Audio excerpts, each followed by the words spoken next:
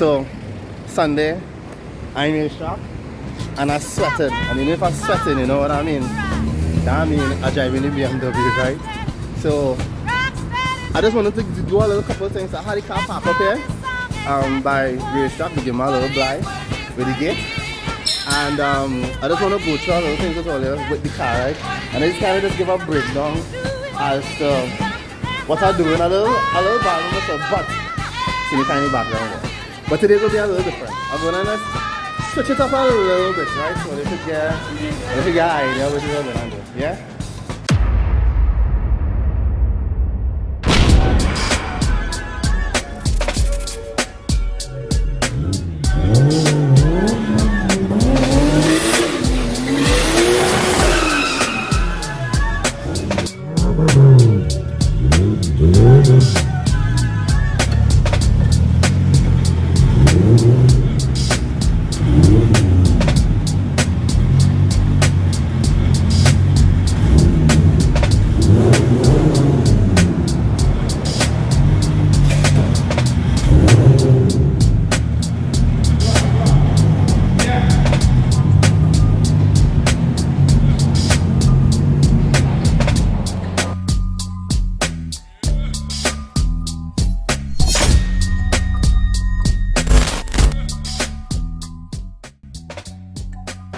Hi, my name is Kemmie Philip. Everybody knows me as KJ, and I drive the BMW E46. It's a 2001 model, powered by a 1JZ. My passion for cars really started with my dad and my brother. My dad used to race. He used to race like long time, you know, them Cortina and them old school cars.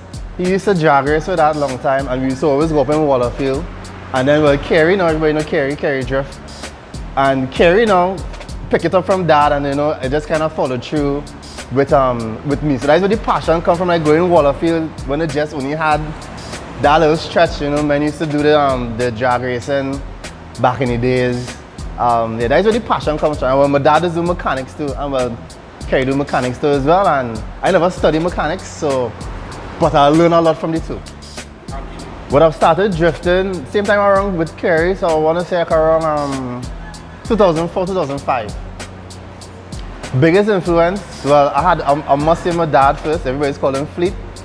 And Kerry, of course, biggest influence, and who made the most impact in terms of motorsport and car-wise. Those two are the biggest influence to me. Oh, and Kemmie Philip. For the OGs, they're gonna know who's Eddie. Well, okay, so I guess the hardest part is just the fact that Kerry and I built this, I would say, right? I would have helped him work on it. The most annoying part though is the diff. The diff, and in my personal experience, just the position of the engine. We try to bring it as far back as possible. So with that now, to get access to like the gearbox something easily, it's how to like drop the whole subframe and stuff. It's a BMW, so you literally need a whole separate toolkit just to work on this car. The engine, I like the wheelbase. It have a nice wheelbase, even though I find it's a more front travel car in drift. It's a nice wheelbase to do transitions. You could do anything with it, you know, you could whip it around. It's a nice platform to start with the drifting. And I mean, it's mostly known in the UK. Like this is like the 86 in the UK, you know, as how Japan have their Toyota 86. People who now start in drift, they will buy one of these models, and it's very, very simple to learn from. It wouldn't be particular, well, I would say every nuts and bolt in this car hit, because it would always be, it would either be like an Allen key, a torque set. I don't particularly like the brakes, because the brakes itself is it has like a kind of pin. You just have to, it's not, for me, it's not as simple as a Japanese car. So the cars I would have had before, it's like I had a Mark II before, I had a RX-7 before, I had a MR2 before, and all those cars are Japanese cars. So very, very easy to work with. But these European cars, like I say, you need a whole different tool set just to work with this. All right, so the diff, you saw the diff, because my favorite part is a GTR R32 diff, 4:1 ratio. But it still have the original BMW axles, right? The gearbox is a R154 OS Geiken twin disc. The engine itself was 1J tuned by John Mack, big papi, right? Basically stock. Garrett turbo is a 82 back end. The injectors is 850s. Everything else is basically stock. Everything in the engine is stock. It's a very euphoric feeling. But at least now it's a bit mixed. But drifting itself is like a release. It's like for me, I just get in, so I don't even know who next to me. Well, you know, but obviously you would just kind of pay in mind if somebody tandeming with you. But I just get in a zone and it's like, I call it my happy place. So you just kind of feel this kind of outer body, but I like the science of it. I like the predetermined actions of it. So it's like a match, you know, like challenging the brain. So it's like that kind of endorphins to me it would give off just drifting alone. So it's a nice, pleasurable feeling. That's very expensive. This car, I feel like the most common problem I would get is one of the bolts on them will be slack. To be honest with you, so like, and it will more or less be on the drivetrain side. So like the axle, so like before I go on, I had to make sure and just check to make sure everything tightened, because something about the back of this car, everything just run loose. To say to tandem with somebody locally, boy, that's real hard enough, because I mean I would have tandem with a good bit of people, and they probably didn't even know I was in the car, because at the time we would have the training car, which was the Skyline. I'm usually a behind the scenes type person. It's only now I'm trying to come out. Not in doubt. You know what? I will call it only local people then. So not local. I'll call it the old school DW men. So I will want to tandem with Twine. Can I never get tandem with Twine? Menace. Yeah, I feel like Twine, Menace. Yeah. International. Suchia. I feel like we'll go with Suchia. I old school, so yeah, Adam LG and all of them good. James Dean, alright. But I feel like Suchia, I feel like I would learn a lot from, because he OG. And probably Daigo. Yeah, Daigo. Drift, not drag. I just, not to like, you know, diss or step on anybody's toes. I just get real bored on a straight line. So even if I ride in, like I like corners. I had always liked corners. So when it is long time, we used to do like them toge runs. By the time we reach on a stretch, I'll back off. Like everybody pass me, whatever. Once I reach on a corner, it could be either time attack or drift. Like I ready to. That is my thing. I like a corner. So like, and drifting is like the best of both worlds. Plus, I had always like a rally with Colin McRae and Richard Burns and them in those times. So drifting for me. Right. So it would basically just be for us to come together, and you're seeing it happening. So everybody from Tobago, everybody from Trinidad, we're coming together, and you know before it used to have that competitive, as Trinidadians we have that competitive spirit within ourselves, and sometimes that in itself is kind of separates us as well. So as long as we come together and we have that community, because when you watch other motorsport like rally, even like autocross, they have a togetherness. So like once we have a togetherness, sponsors might see, hey, you're having a togetherness in this sport, and that in itself would lift up the sport, at least in my opinion. Once you come together, and it's a battle between friends, you know. More sponsors, I feel more sponsors individually, individuals should understand what is the return for the sponsor. So yes, you could always just ask for a tire and all that jazz, but you know how to make that effort.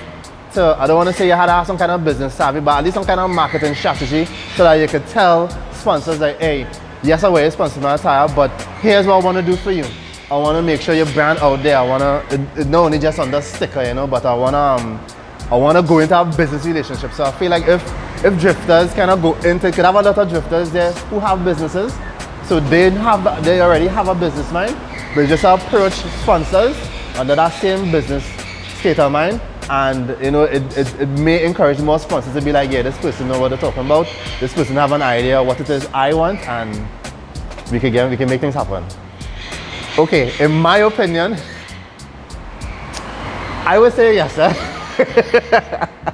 I would say yes. It's the same way how you really need to be eating steak every Friday. Like, you know, you could use that same money and buy groceries. But it's your vice, and that's what you like, right? So it's a vice. I would say it's a waste of money until it brings back money to you. That is in my opinion. 2022, well, I mean, but the year almost done, as I say. 2022, the car was to paint this year, so the plan for this car, Kerry and I, we had a book, right? So we have like a list of stuff that we wanted to just to kind of get done with the car.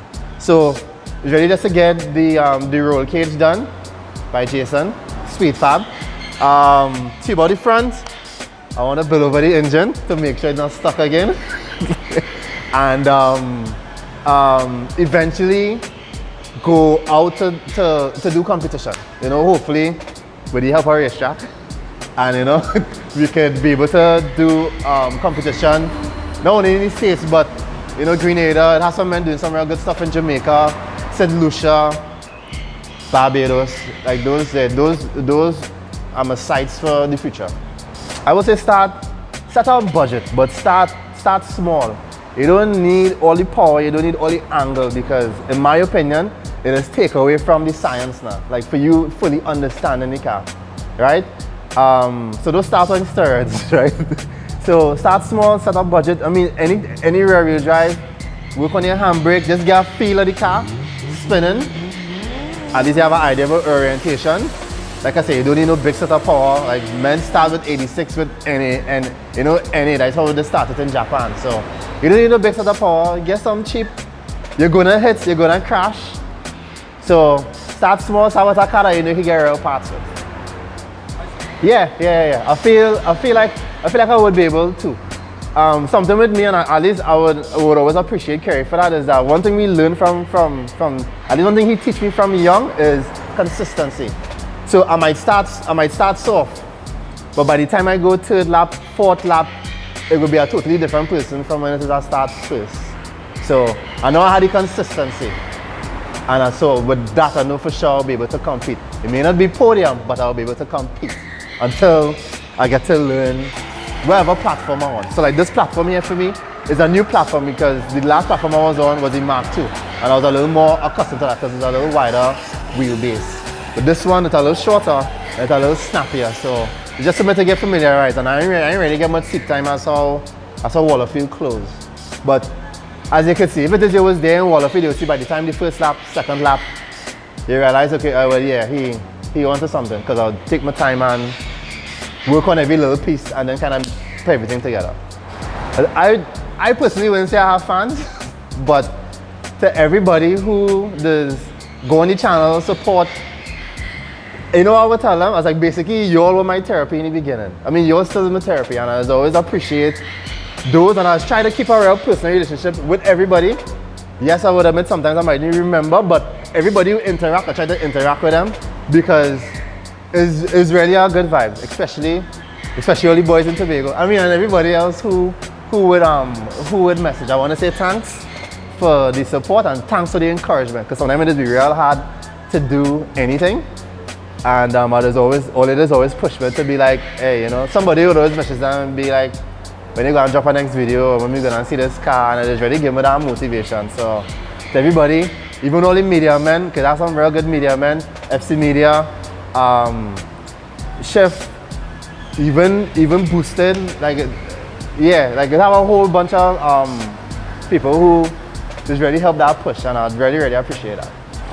The most memorable moment, you could get effects for this, is when it, for me, it was when it is, I was showing Mark, he was now learning to do the course, and he was getting it real good, and that is when like I was now starting to get familiar with third gear, trying to rock it in fourth gear, and I was right behind him, and he spin out, and like I just kind of hooked past him now. Like, to me, that's the most memorable part. We never get in the film because it had to drive and record at the same time, like from a distance. But that is the most memorable. Like, I remember he come to me after and he'd be like, "Oi, you just passed me this phone," and I watching you like, "Wait." So yeah, call outs. Smitty, I'm gonna air them all the time. Smitty, I'm gonna air them all the time. I call out Smitty. Jelani, well, I know, Jelani, you driving? Jelani driving, I put on Jelani. All of them is from Tobago. Menace, I never get to, like I said, I never get to tandem with Menace, I put on Menace. Who else? Yeah, that is it. Alright, so firstly I want to give thanks. Firstly I had to give thanks to God. All praises to the Most High. I want to thank the racetrack. I had to give thanks to my pops, my sister who does always buff me because I always doing some stupidness. I want to thank FC Media for at least taking the time out to do this interview. You know, I really appreciate that. You know, to all my family and friends, those who encourage and you know, encourage me to push further into the motorsport, or at least just spreading the good vibes in the motorsport itself. You know, I just want to get thanks, and I want to shout out all those who, you know, support the Kerry Drift channel as well.